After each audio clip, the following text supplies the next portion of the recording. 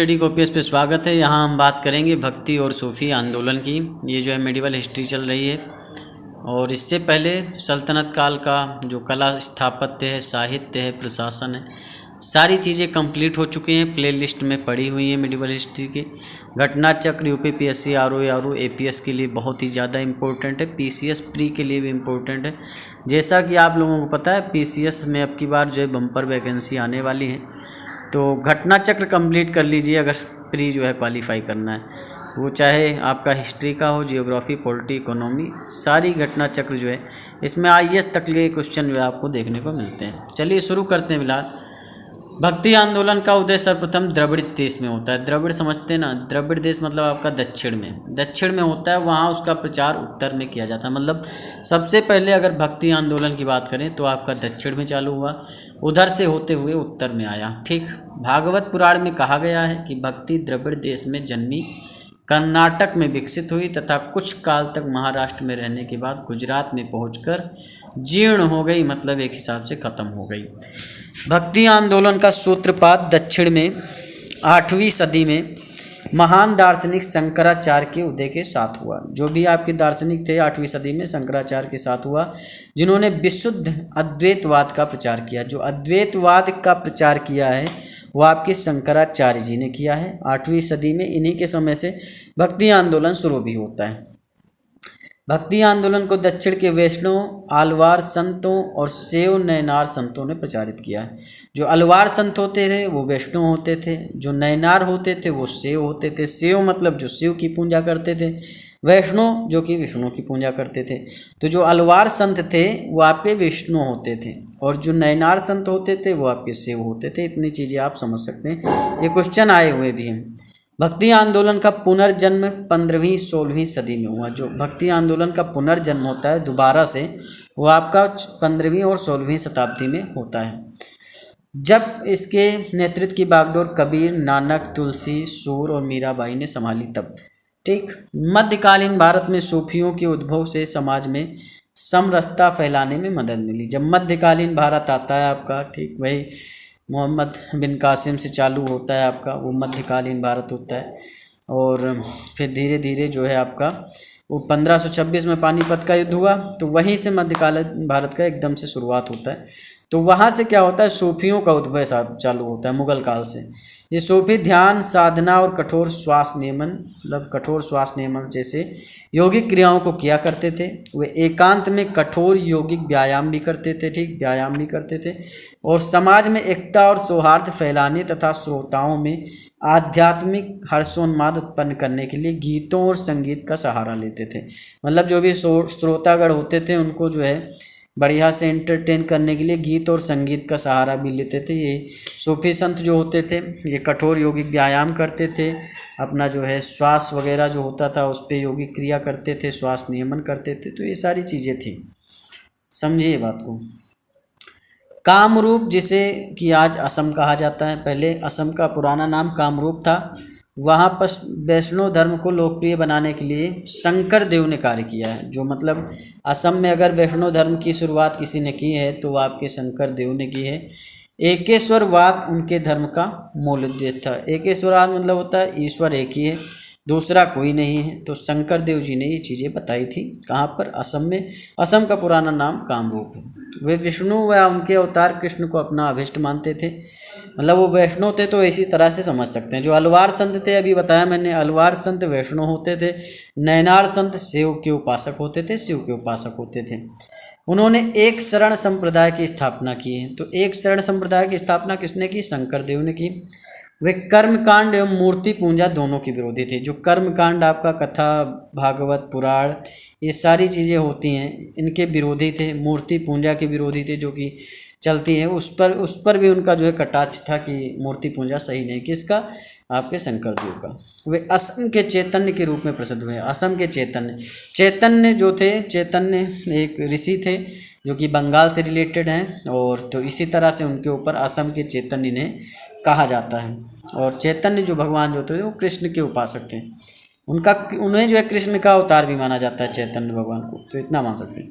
श्री वल्लभाचार्य सोमयाजी कुल के तेलुगु ब्राह्मण श्री लक्ष्मण भट्ट के पुत्र थे। जो वल्लभाचार्य थे वो सोमया जी कुल के तेलुगु ब्राह्मण के लक्ष्मण भट्ट के पुत्र थे। परंपरा अनुसार इन्होंने रुद्र संप्रदाय के प्रवर्तक विष्णु स्वामी के मत का अनुसरण तथा विकास करके अपने शुद्धाद्वैत मत का जो है प्रतिपादन किया। मतलब वल्लभाचार्य किससे संबंधित है? शुद्धाद्वैत मत से, मतलब शुद्ध अद्वैतवाद से जो है संबंधित है। कौन? वल्लभाचार्य। और या पुष्टि मार्ग प्रतिष्ठित किया था। ये अग्नि के अवतार माने जाते हैं, तो अग्नि का अवतार किसे माना जाता है? वल्लभाचार्य को। और ये शुद्धाद्वैत मत अर्थात शुद्ध अद्वैतवाद के प्रतिपादक थे। और समझिए बात को। तो वल्लभाचार्य जी द्वारा रचित महत्वपूर्ण ग्रंथ ब्रह्म सूत्र का अणु भाष्य और बृहद भाष्य, भागवत की सुबोधनी टीका, ठीक, और भागवत तत्वदीप निबंध, पूर्व मीमांसा भाष्य, गायत्री भाष्य, पत्रावलंबन, दशम स्कंद अनुक्रमाणिका, त्रिविध नामावली आदि हैं। मतलब वल्लभाचार्य ने ये सारी पुस्तकें लिखी हैं। इतना आप समझ सकते हैं। कुछ चीज़ें आपको याद करनी पड़ेंगी, जैसे बृहद भाष्य है, सुबोधनी टीका है, भागवत तत्वादि निबंध है, गायत्री भाष्य, आपका दशम स्कंद क्रमाणिका और त्रिविध नामावली। द्वैतवाद के प्रवर्तक कौन है? माधवाचार्य। आपको ये चीज़ें बहुत याद रखनी पड़ेंगी। शुद्धाद्वैत, द्वैतवाद, अद्वैतवाद, ये सारी चीज़ें आपको जहन में रखनी पड़ेंगी। विशिष्ट द्वैतवाद के रामानुजाचार्य और द्वैताद्वैतवाद के प्रवर्तक निम्बकाचार्य हैं। जो विशिष्ट द्वैतवाद है उसके रामानुजाचार्य हैं और द्वैताद्वैतवाद के प्रवर्तक निम्बकाचार्य हैं, जो कि सनक संप्रदाय से संबंधित हैं। ठीक, आपके निम्बकाचार्य। उत्तर भारत में बात की जाए तो रामानंद ने भक्ति आंदोलन के प्रथम प्रवर्तक थे। जो उत्तर भारत था वहाँ रामानंद जो थे एक जो है ऋषि थे, उन्होंने भक्ति आंदोलन के प्रवर्तक माने जाते हैं, प्रथम प्रवर्तक। इनका जन्म 1299 में कहाँ? प्रयाग इलाहाबाद, जो कि आज की डेट में है, कि कानिकुब्ज ब्राह्मण परिवार में हुआ था।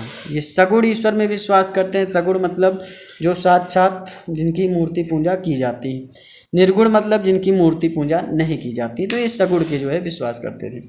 इन्होंने सर्वप्रथम अपने संदेश का प्रचार हिंदी भाषा में किया। कबीर जो कि 1398 में 1398 से 1518 इनका टाइम पीरियड है, वही जो है आप समझ सकते हैं बहुत लंबा टाइम पीरियड जी गए हैं। समझिए बात को। लगभग जो है ये 120 साल के करीब जिए।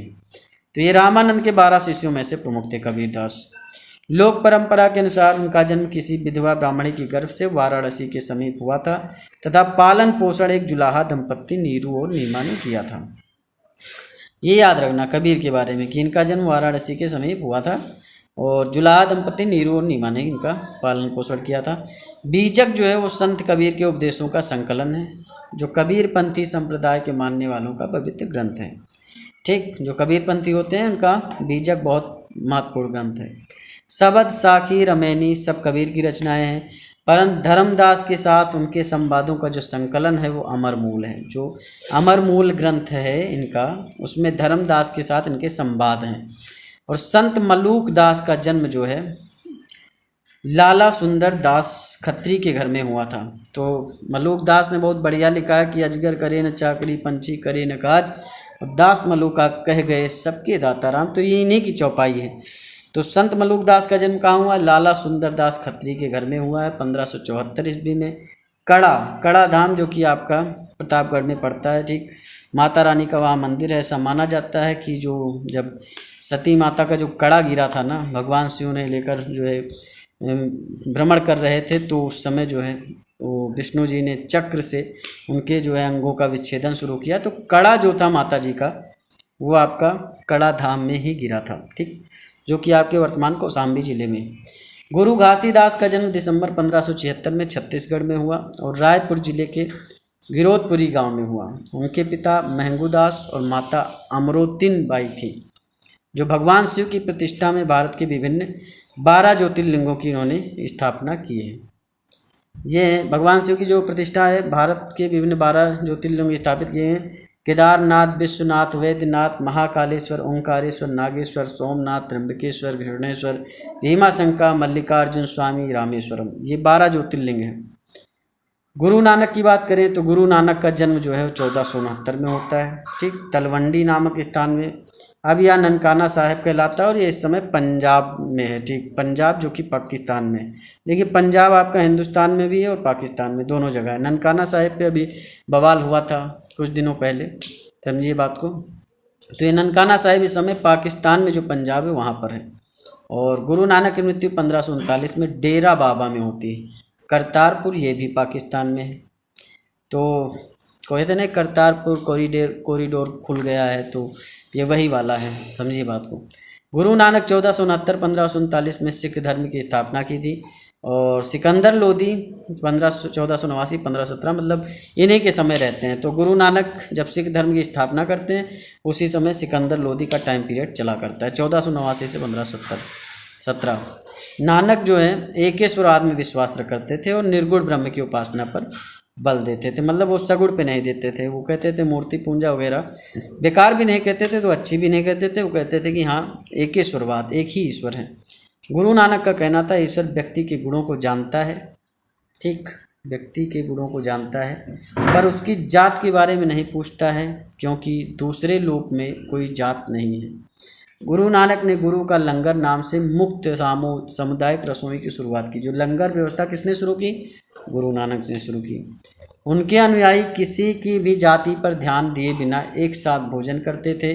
मीराबाई मेड़ता के रतन सिंह राठौर की इकलौती पुत्री। अब मीराबाई की बात कर लें तो मीराबाई जो थी वो मेड़ता के रतन सिंह राठौर की इकलौती पुत्री थी। इनका जन्म 1498 में मेड़ता के कुदकी नामक ग्राम में हुआ था। इनका विवाह उदयपुर के प्रसिद्ध शासक राणा सांगा के ज्येष्ठ पुत्र युवराज भोजराज से। तो मीराबाई का जो विवाह हुआ था वो राणा सांगा के पुत्र थे युवराज भोजराज, उनके साथ हुआ। देखिए जब पूरी डिटेल में आप सारी चीज़ें पढ़ लेंगे तो क्वेश्चन आंसर करने में आप लोगों को मजा आएगा। इसीलिए पूरी डिटेल में पहले पढ़िए, फिर नीचे जो है क्वेश्चन आंसर आपको देखने को मिलेगा। और ये लंबा वीडियो होगा इसलिए 2 पार्ट में हो जाएगा। पहले में जो है पूरा डिटेल में पढ़ेंगे और फिर नेक्स्ट वीडियो में हम लोग जो है क्वेश्चन आंसर करेंगे भक्ति आंदोलन के ऊपर, क्योंकि यहाँ से क्वेश्चन बढ़िया आते हैं। 2-3 क्वेश्चन आ ही जाते हैं आपके, आर ओ चाहे APSO सब में आ जाते हैं। तो महाराष्ट्र में भक्ति आंदोलन को लोकप्रिय बनाने में नामदेव की महत्वपूर्ण भूमिका थी और इनका जन्म 1270 ईस्वी में पंढरपुर में हुआ था। इनके गुरु विसोबा खेचर थे। नामदेव वारकारी संप्रदाय से संबंधित थे। किस संप्रदाय से? वारकारी संप्रदाय। ये क्वेश्चन आया हुआ है। विसोबा खेचर तथा अथवा खेचर नाथ नामक एक नाथपंथी कनफटे ने इन्हें रहस्यवादी जीवन की दीक्षा दी तथा ईश्वर के सर्वव्यापी स्वरूप से परिचय करवाया था। नामदेव का कहना था कि एक पत्थर की पूजा होती है तो दूसरे को पैरों तले रौंदा जाता है। यदि एक भगवान है तो दूसरा भी भगवान है, ठीक। तो ऐसा इनका कहना था। इनके कुछ गीतात्मक पद्य जो है वो गुरु ग्रंथ साहिब में संकलित हैं। मतलब जो गुरु ग्रंथ साहिब होता है उसमें मान के चलिए कि जितने भी राइटर हुए, कबीरदास, रैदास और ये नामदेव, तो इन लोगों के जो पद्य हैं, कविता संग्रह है, वो इनका जो है गुरु ग्रंथ साहिब में संकलित है। तुकाराम का काल जो है 1608 से 1649 ईस्वी तक के मध्य माना जाता है। और ऐसी मान्यता है कि 1608 ईस्वी में जन्मे संत तुकाराम 1649 ईस्वी में अदृश्य हो गए थे, ठीक। 1608 में इनका जन्म हुआ था तुकाराम का और 1649 में इनकी मृत्यु हुई थी। और 1608 में जन्मे संत तुकाराम 1649 में अदृश्य हो गए। यह वारकारी संप्रदाय, ये भी वारकारी संप्रदाय से। नामदेव भी आपके वारकारी संप्रदाय से थे, ये भी वारकारी संप्रदाय से, ठीक। तो ये याद रखिएगा क्योंकि संप्रदाय पूछता है क्वेश्चन में। दादू दयाल का समय जो है वो 1544 ईस्वी से 1603 ईस्वी के मध्य था। त्यागराज का समय 1767 से 1843 ईस्वी तक था। जो दादू दयाल थे वो 1544 से 1603 तक थे। ये आपका अकबर का टाइम पीरियड मान सकते हैं आप, ठीक। त्यागराज का समय 1767 से 1847 ईस्वी तक था। यह भक्ति मार्गी कवि एवं कर्नाटक संगीत के महान संगीतज्ञ थे।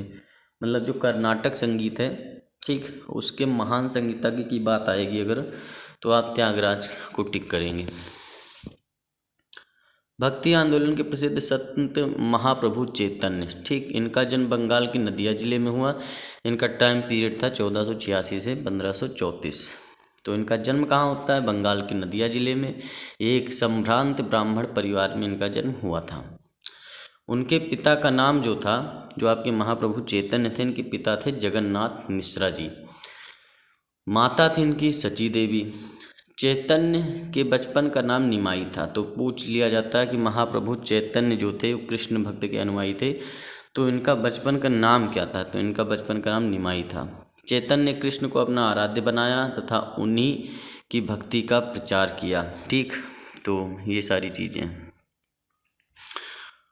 सुप्रसिद्ध भक्त संत कवि गोस्वामी तुलसीदास, ठीक, अकबर तथा जहांगीर के समकालीन थे। जो तुलसीदास गोस्वामी थे वो जिन्होंने श्री रामचरितमानस की रचना की है, तो वो अकबर और जहांगीर के समकालीन थे। तुलसीदास ने अनेक ग्रंथ लिखे हैं जिनमें रामचरितमानस, विनय पट्टिका जो है सर्वोत्तम है। ठीक, और रामचरितमानस की रचना गोस्वामी तुलसीदास ने 1532 ईस्वी से 1623 के मध्य की है। ठीक, ये अकबर का टाइम पीरियड था और जहांगीर का भी। ने अवधी भाषा में, और किस भाषा में की? अवधी भाषा में। सूफी मत का जन्म भले ही विदेशी धरती पर हुआ हो, किंतु उसका पोषक तत्व भारतीय वेदांतवाद रहा है। भले ही मतलब सूफी मत जो था बाहर का मत था, लेकिन यहाँ पर आने पर ही वो मतलब उसका पोषण हुआ है, वो फला फूला यहीं पर है, भारतीय वेदांतवाद में ही। सूफी प्रेम काव्य कोमल हृदय की सुंदर एवं सरस अभिव्यक्ति है। जो सूफी मत है वो काव्य कोमल हृदय की सुंदर एवं सरस अभिव्यक्ति है।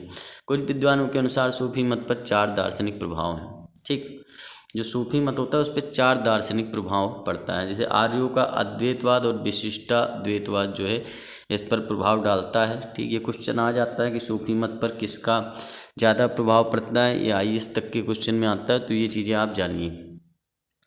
9 अफलातूनी मत और विचार स्वतंत्र होते हैं इनके, इस्लाम की विविधता, ये 4 चीज़ें होती हैं, समझिए बात को। चलिए आगे बढ़ते हैं।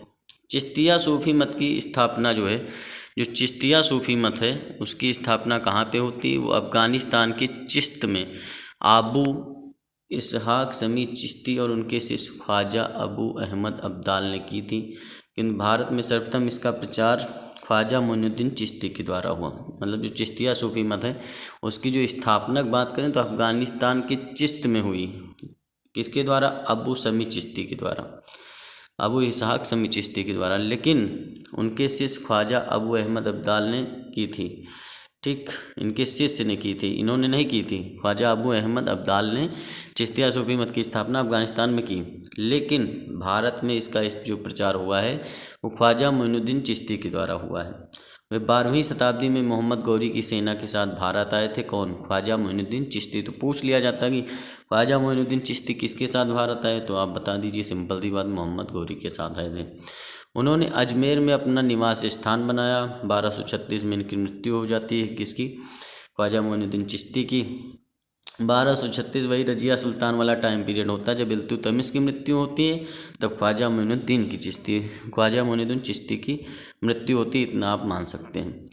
कुतुबुद्दीन बख्तियार काकी इनके प्रमुख शिष्य थे। ठीक, जो कुतुबुद्दीन बख्तियार काकी थे इनके प्रमुख शिष्य थे आपके ख्वाजा मोइनुद्दीन चिश्ती के ऊपर, और इन्हीं के ऊपर जो कुतुब मीनार का निर्माण किसने करवाया है? आपके कुतुबुद्दीन ऐबक ने।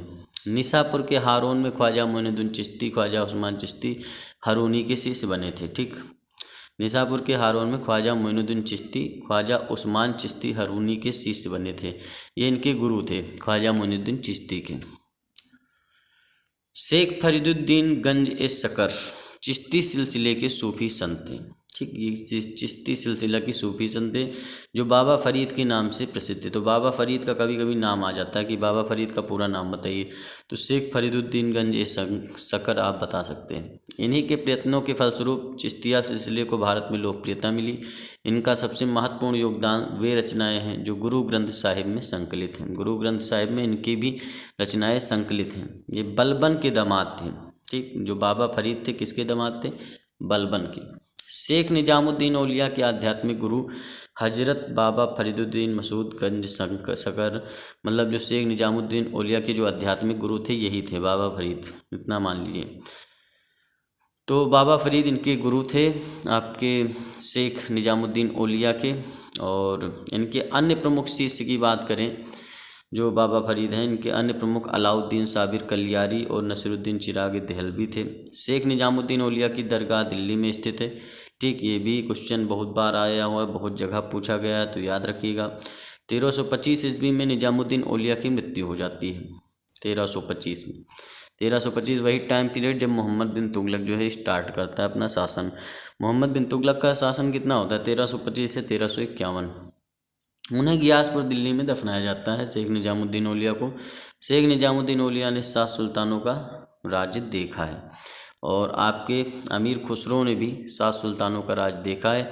ये चीज़ आपको पता होनी चाहिए, क्योंकि अमीर खुसरो बलबन से चालू होता है, मोहम्मद बिन तुगलक का टाइम पीरियड होता है वहाँ तक जाता है। तो उसी तरह शेख निजामुद्दीन औलिया भी 7 सुल्तानों का टाइम पीरियड देखते हैं, जो कि एक के बाद एक सत्तासीन होते रहते हैं, किंतु वे कभी भी किसी के दरबार में नहीं गए। शेख निजामुद्दीन औलिया कभी किसी के दरबार में नहीं जाते हैं। जब अलाउद्दीन ने उनसे मिलने की आज्ञा मांगी थी, ठीक, तो शेख ने उत्तर दिया था कि मेरे मकान के 2 दरवाजे हैं, यदि सुल्तान एक के द्वारा आएगा तो मैं दूसरे के द्वारा बाहर चलाऊंगा। मतलब बहुत लंबा कमेंट मार दिया कि अगर आप इधर से आएंगे तो मैं उधर से निकल जाऊंगा। इस प्रकार उन्होंने अलाउद्दीन से मिलने से इनकार कर दिया। वे महबूब इलाही और सुल्तान उल औलिया, संतों का राजा जिसे कहा जाता है, महबूब इलाही सुल्तान उल औलिया के नाम से प्रसिद्ध थे। तो ये क्वेश्चन आ जाता है कि महबूब इलाही किसे कहा जाता है या सुल्तान उल औलिया किसे कहा जाता है, तो आप लोग इन्हें टिक कर सकते हैं, निजामुद्दीन औलिया को। चिश्ती शाखा के अंतिम सूफी शेखों में शेख सलीम चिश्ती जो अंतिम सूफी संत हुए हैं, तो अंतिम सूफी संतों में शेख सलीम चिश्ती का नाम विशेष उल्लेखनीय है। इनके पिता का नाम शेख बहाउद्दीन था। ये बहुत दिनों तक अरब में रहे, वहाँ उन्हें शेख उल हिंद की उपाधि से विभूषित किया गया। तत्पश्चात वे भारत लौट आए और आगरा से 36 किलोमीटर की दूरी पर स्थित सिकरी नामक स्थान पर रहने लगे। कौन? शेख सलीम चिश्ती, जिसे अकबर ने अपने प्रसिद्ध नगर फतेहपुर सिकरी का रूप प्रदान किया है, जहाँ पर ही रहते थे। कहा जाता है कि जहांगीर का जन्म जो हुआ था वो शेख सलीम चिश्ती के आशीर्वाद से हुआ था, और ये माना जाता है। ठीक, चिश्ती सिलसिले का प्रभाव क्षेत्र दिल्ली व आसपास के क्षेत्रों में था, जबकि सुहारवर्दी सिलसिला, एक सुहारवर्दी सिलसिला था, उसका प्रभाव क्षेत्र के सिंध के क्षेत्र में ज़्यादा था। जो सिंध वाला क्षेत्र है आपका, पाकिस्तान का पाकिस्तान की तरफ वाला जो क्षेत्र है, वहाँ पर सुहारवर्दी सिलसिला चलता था। चिश्ती आपका दिल्ली में चलता था। फिरदौसी सिलसिला जो है चिश्ती सिलसिले का ही भाग है। जो फिरदौसी सिलसिला है वो आपका चिश्ती सिलसिले का भाग है, जिसका प्रभाव बिहार में है। जो फिरदौसी आपका सिलसिला बिहार में चलता था, सुहारवर्दी आपका सिंध में चलता था, चिश्ती सिलसिला आपका, ये सूफी जो है संगीत है एक तरह का, ये मान के चलिए। तो चिश्ती सिलसिला है, फिरदौसी सिलसिला है, सुहारवर्दी, तो सुहारवर्दी आपका सिंध में, फिरदौसी आपका बिहार में, चिश्ती आपका दिल्ली में। कादरी शाखा के सर्वप्रथम जो संस्थापक बगदाद के शेख मुहिउद्दीन कादिर जिलानी थे। इनकी गणना इस्लाम के महान संतों में की जाती है। शेख अब्दुल कादिर जिलानी की प्रमुख उपाधि क्या थी? महबूब सुमानी। महबूब सुमानी कहा जाता था किसे? शेख मुहिउद्दीन कादिर जिलानी को। ये कादरी शाखा के सर्वप्रथम संस्थापक थे, और ये बगदाद से रिलेटेड इतना समझ लीजिए। ईश्वर का प्रेमी, इसका अर्थ क्या होता है आपका? महबूब सुमानी का अर्थ होता है ईश्वर का प्रेमी। ठीक, और पीरान पीर, संतों की प्रधान, पीर दस्तगीर, मददगार संत आदि। भारत में सर्वप्रथम इस शाखा का प्रचार शाह नियामुत्तौला और मखदूम जिलानी ने 15वीं सदी में किया। ठीक, जो कादिर आपकी थी वो आपके नियामुत्तौला और मखदूम जिलानी ने किया। तो कादिर सिलसिला, मखदूम जिलानी ने उच्च को अपना शिक्षा केंद्र बनाया था। अब देखिए, नक्शबंदी सिलसिले की स्थापना जो हुई 14वीं सदी में ख्वाजा बहाउद्दीन नक्शबंद ने की थी। ख्वाजा ख्वान महमूद इस शाखा के एक प्रमुख संत थे। जो नक्शबंदी सिलसिला था उसकी स्थापना की बात करें तो 14वीं सदी में ख्वाजा बहाउद्दीन नक्शबंद ने की। ख्वाजा ख्वान महमूद इस शाखा के एक प्रमुख संत थे, जो भारत आए एवं कश्मीर को अपना इन्होंने केंद्र बनाया इस सिलसिला के लिए। किंतु भारत में इस शाखा का मुख्यतः प्रचार 17वीं सदी के लगभग ख्वाजा बकी बिल्ला द्वारा किया गया। जो नक्शबंदी सिलसिला था उसका जो प्रचार है भारत में वो किसने किया है? वो आपके ख्वाजा बकी बिल्ला के द्वारा हुआ, जो अपने गुरु की आज्ञा से काबुल आए थे। शेख अहमद सरेंदी इनके प्रमुख शिष्य थे। ठीक, तो नक्शबंदी सिलसिले से ही संबंधित हैं शेख अहमद सरेंदी, जो मुजद्दिद अर्थात इस्लाम धर्म के सुधारक के नाम से भी प्रख्यात हैं। मुजद्दिद का अर्थ होता है इस्लाम धर्म का सुधारक। उन्होंने वजहत उल शुहूद, प्रत्यक्षवादी दर्शन का प्रतिपादन किया। यह सिलसिला समा के विरुद्ध था। सूफियों में यह सबसे अधिक कट्टरवादी सिलसिला था। जो नक्शबंदी सिलसिला है सबसे ज़्यादा कट्टरवादी सिलसिला है, और सूफियों में ये आप मान सकते हैं, ये भी क्वेश्चन में आ सकता है। इन्होंने अकबर की उदार नीतियों का विरोध किया। जो अकबर की उदार नीति थी हिंदुओं के लिए, उसका विरोध किया। ठीक, तो औरंगजेब इसी सूफी सिलसिले का अनुयायी था। और सूफी संत शाह मोहम्मद गौस ने कृष्ण को औलिया के रूप में स्वीकार किया। जो सूफी संत शाह मोहम्मद गौस थे, इन्होंने कृष्ण भगवान जो हैं उनको औलिया के रूप में स्वीकार किया। वह सत्तारी सिलसिले के सबसे प्रसिद्ध संत थे। ये थे सत्तारी सिलसिले के। मुगल बादशाह हुमायूं तथा तानसेन ने उनका घनिष्ठ संबंध था। ठीक, जो हुमायूं थे और तानसेन से उनका बहुत बढ़िया रिश्ता था। मोहम्मद गौस की प्रसिद्ध रचना है जवाहिर-ए खम्स, जिसमें उन्होंने अपने आध्यात्मिक खोज को व्यक्त किया है। उन्होंने हठ योग की एक पुस्तक अमृत कुंड का अनुवाद बहर उल हयात फारसी एवं अरबी भाषा के नाम से किया है। मतलब अमृत कुंड एक बुक है हठ योग की, उसका जो अनुवाद किया बहर उल हयात नाम से किया है। सूफी संतों के निवास स्थान को खानकाह कहा जाता है। जो सूफी संत जहाँ रहते हैं उसे हम क्या कहते हैं? खानकाह कहते हैं। समा एक सूफी संगीत समारोह का नाम है। शेख सूफीवाद में शिक्षण और मार्गदर्शन के लिए अधिकृत व्यक्ति को कहते हैं। शेख किसे कहते हैं? सूफीवाद में जो शिक्षण मार्गदर्शन के लिए अधिकृत व्यक्ति होता है उसे हम शेख कहते हैं। कि सूफीवाद में जो शिक्षा देता है उसे शेख कहा जाता है। तो इतना सा समझ लीजिए, बहुत सारे लोग कन्फ्यूज है शेख किसे कहते हैं। तो शेख यही होता है जो सूफीवाद में शिक्षा देने का काम और मार्गदर्शन देने का काम करता है। समा एक सूफी संगीत समारोह है। समा जो होता है, जो सूफी संगीत समारोह होता है ना, उसे हम समा कहते हैं। सूफी संत जहाँ निवास करते हैं उसे खानकाह कहते हैं। इस्लाम के धार्मिक कानूनों के विद्वानों को उलेमा कहते हैं। तो वो आपको बता ही दिया गया। दस्तार बंदान अगर सामूहिक रूप से देखा जाए तो कहते हैं। ठीक, प्रेम वाटिका काव्य ग्रंथ की रचना जो है वो आपके रसखान ने की थी। ये बहुत बड़े श्री कृष्ण भगवान के भक्त थे। इसमें उन्होंने कृष्ण के जीवन को पंक्तिबद्ध किया है। सुजान रसगान भी इनकी प्रसिद्ध रचना है। रसगान की भाषा विशुद्ध ब्रज भाषा थी, मतलब एकदम शुद्ध ब्रज भाषा में लिखते थे। 12 मासा की रचना मलिक मोहम्मद जायसी ने की है। 12 मासा, और इन्होंने पद्मावत, अखरावट और आखिरी कलाम में से पद्मावत का हिंदी साहित्य में महत्वपूर्ण स्थान है। अखरावट भी इन्होंने लिखा है, आखिरी कलाम और 12 मासा भी। ये सब आए हुए क्वेश्चन हैं, ऐसा नहीं फर्जी में पढ़ाया जा रहा है। ठीक, इसके बाद क्वेश्चन आंसर भी कराया जाएगा आप लोगों को।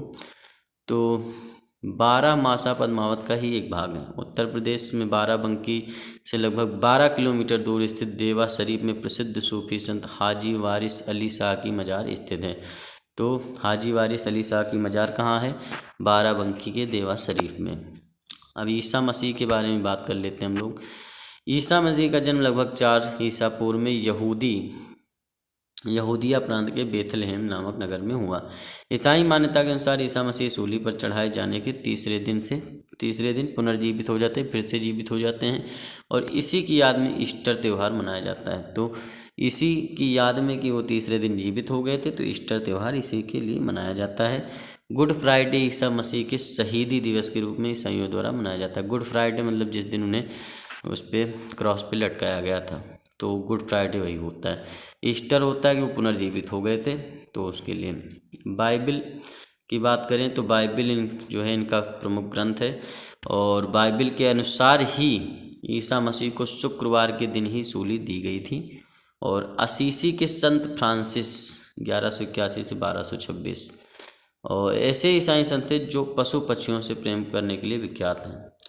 वेटिकन इटली में स्थित स्थल रुद्र प्रथम प्रभु देश है। इसका कुल क्षेत्रफल मात्र 44 हेक्टेयर है। ठीक, जो विश्व का सबसे छोटा जनसंख्या एवं क्षेत्रफल दोनों में है। मतलब वेटिकन सिटी जो है वो इटली में है, और एक स्थल रुद्र मतलब चारों तरफ से स्थल से घिरा हुआ है, इसके पास समुद्र तट नहीं है, और इसका कुल क्षेत्रफल 44 हेक्टेयर है। जो विश्व का सबसे छोटा देश है।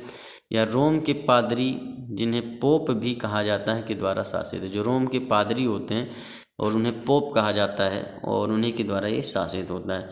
इसे रोमन कैथोलिक चर्च की राजधानी के रूप में भी जाना जाता है। तो मदीना पश्चिमी सऊदी अरब के हज्जाज क्षेत्र में स्थित शहर है। या मक्का के बाद इस्लाम धर्म का दूसरा पवित्रम शहर है मदीना।